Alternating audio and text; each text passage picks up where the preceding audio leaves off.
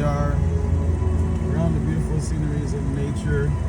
We are told that nature and revelation alike testify of God's love. And as you can see, we are enjoying nature because God is the creator of nature. And so we are thankful that the Sabbath day is a day that we can rest and we can look upon His creation.